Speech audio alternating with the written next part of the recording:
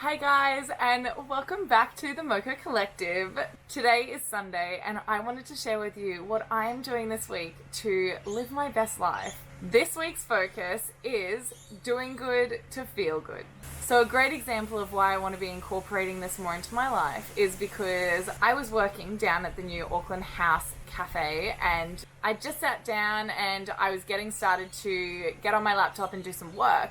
And a man and his dog sat down at the table next to me. Now, these are high-set tables, and if you know me, and you probably do because this is only episode 2 of this series, so it's only my friends watching right now.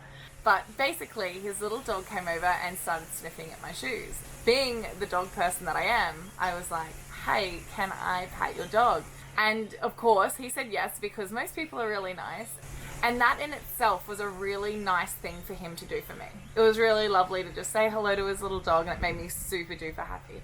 But as I sat there and started to have a bit of a chat with him, I realized that his wife was actually overseas helping out family, and he was actually quite lonely and just wanted someone to talk to. So instead of sort of pushing him away, I decided that I would have a bit of a chat with him. And honestly, he was freaking hilarious. He had so many interesting stories to share, and what took about half an hour out of my day, you could see really lit him up, and he actually had the chance to have a conversation with someone, probably seems as he'd probably only been having conversations with his dog in the meantime. So that really stuck it in my mind about how easy it is to help others or do things for others. And I wanted to have a look into some research for this as well, because I know that if you're watching, you don't want to just say, well, I don't have time, I don't want to spend money to donate, or I don't have money to donate, especially with all of the COVID stuff going on at the moment.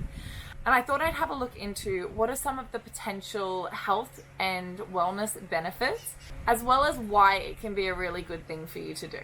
So firstly, I had a look at a not-for-profit organization called Action for Happiness, and they had really great resources backed with scientific studies about why and how it can be so beneficial to you to actually help other people. Now, a great reminder is that these things can be for strangers, for family, for mothers, sons, daughters, the neighbors, whoever you want it to be, the young and the old. It literally can be helping out anybody. And as I said before, it doesn't have to have a monetary value. It could be giving your time, your skills, your attention, your efforts. All of those sorts of things can make a really big difference in someone's day, especially if you can see that they need it. There are scientific studies that show that there is a phenomenon called helper's high, which is basically a rush of endorphins from actually helping someone. So you feel happiness and satisfaction from helping that person, and this can contribute to your overall life satisfaction. The other really key benefit of this is that kindness is contagious. When you help somebody else, they get excited about it, and a lot of the time they want to pass that on.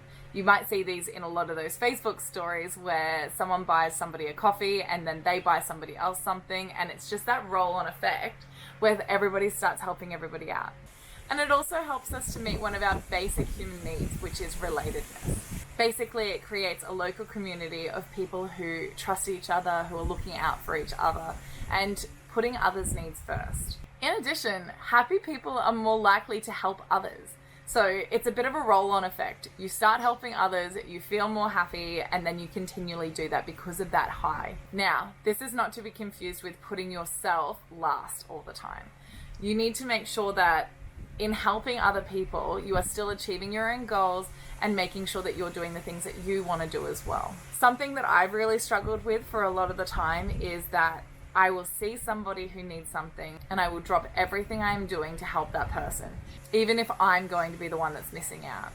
And that's not a way to live. It makes you resent people and it makes you unhappy. So there's a real line in the sand that we need to draw to say, this is the time that I'm happy to give and I don't feel obliged to do this. I'm actually wanting to give and I'm wanting to help. I wanted to give you some ideas about ways that you can help others, and these can range from things that you might intuitively want to try out or things that are very basic. So to start off with, there's lots of ways that we can donate. So a couple of examples might be donating to a local family member when they're doing something like October or Movember or something like that. We could donate blood to people who are in need. We might want to donate our time to our local community. They might be doing a working bee. So donating doesn't necessarily have to be money all the time. We can also help others by giving maybe our time or our attention.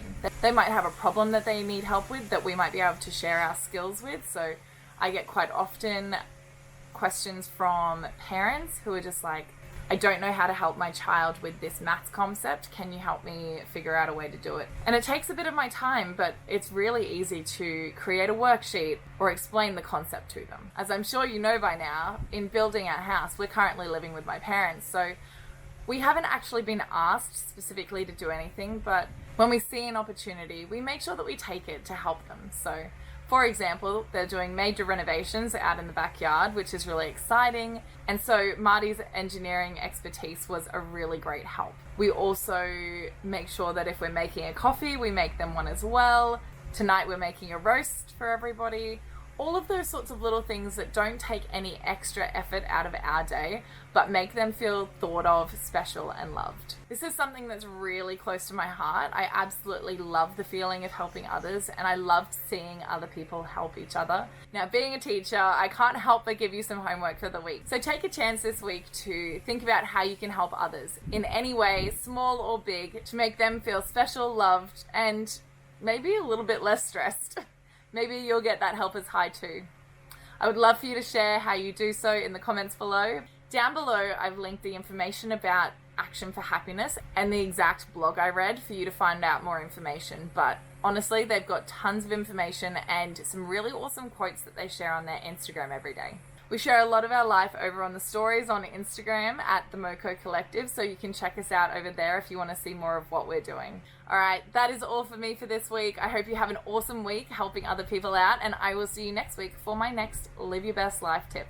I will see you then. Bye.